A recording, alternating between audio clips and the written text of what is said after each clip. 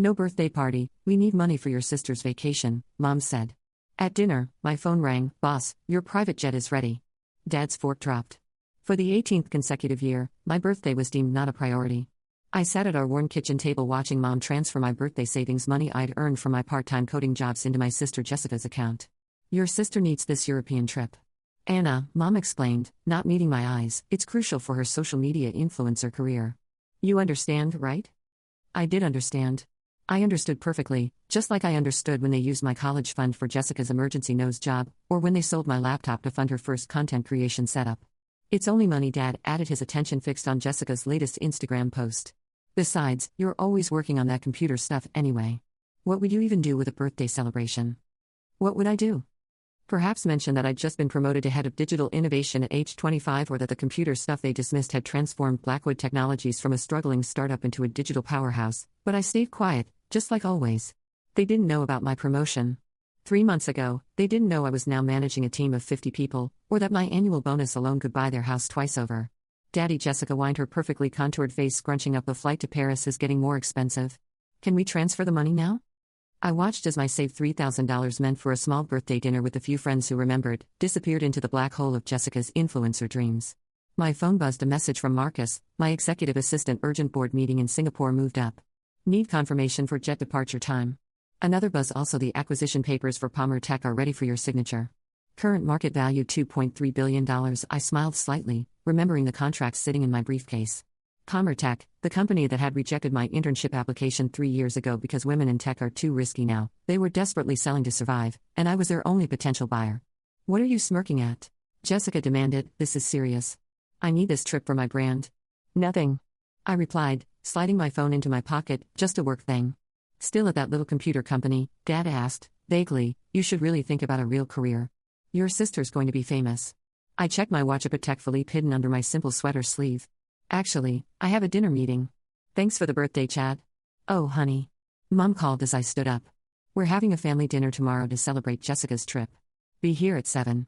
Can't, I said, grabbing my deliberately modest coat. Work commitment. You work too much. Jessica complained. No wonder you're single. Unlike me, I have 100K followers now. If only she knew that my company's latest app had 50 million active users. Outside, a discreet black Mercedes waited.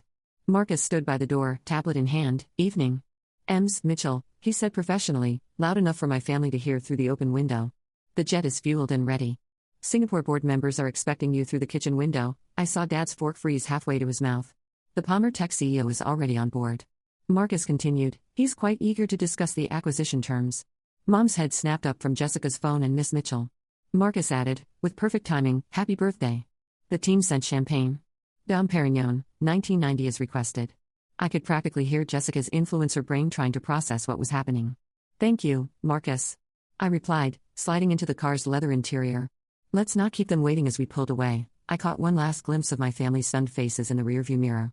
Dad's fork had finally dropped, clattering against his plate. In the sudden silence, my phone buzzed again, a text from Jessica. What private jet? Since when I turned off my phone, they'd have plenty of time to process while I was in Singapore closing $1 billion deal that would make headlines tomorrow.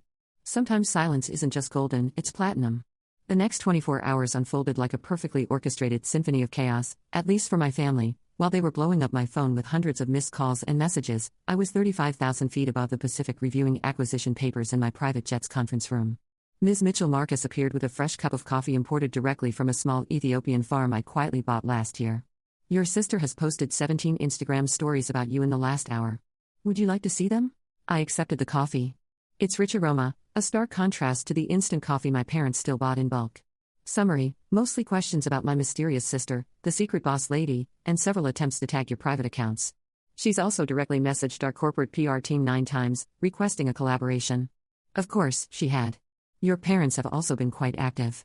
Marcus continued, sliding a tablet across the polished mahogany table. Your father called our corporate office 23 times. Your mother has emailed HR, claiming to be your personal family manager. I couldn't help but laugh. Personal family manager, that's new. The tablet showed dozens of notifications, LinkedIn connection requests from both parents, Instagram follow attempts from their newly created business accounts, and, most amusingly, a text from Jessica asking if I needed a social media consultant for my little company. Little company, right? The same company that was about to acquire Palmer Tech for $2.3 billion. Should I have legal prepare a response? Marcus asked. No need. I replied, turning back to the acquisition papers, let them stew for a while. The jet's intercom crackled. MS, Mitchell, Palmer Texo would like a word. I straightened my Chanel blazer, the same one Mom had called too expensive when seeing its look-alike in a department store. Send him in. Richard Palmer himself walked in looking considerably less confident than when he'd rejected my internship application 3 years ago. Amazing what a failing stock price could do to a man's ego. Anna, he started, then caught himself. Miss Mitchell, about the acquisition terms changed your mind about women in tech being too risky. Mr. Palmer, he had the grace to look embarrassed. That was a regrettable oversight. Indeed, I slid the papers toward him. The terms remain the same, though. I should mention that after your rejection, I hired every female tech graduate you passed over. They're now my top developers. His face paled slightly. I see. I opened my laptop displaying Blackwood Technologies' latest market projections. Because from where I sit, your risky decision cost your company its competitive edge. Now you're selling to the very demographic you underestimated.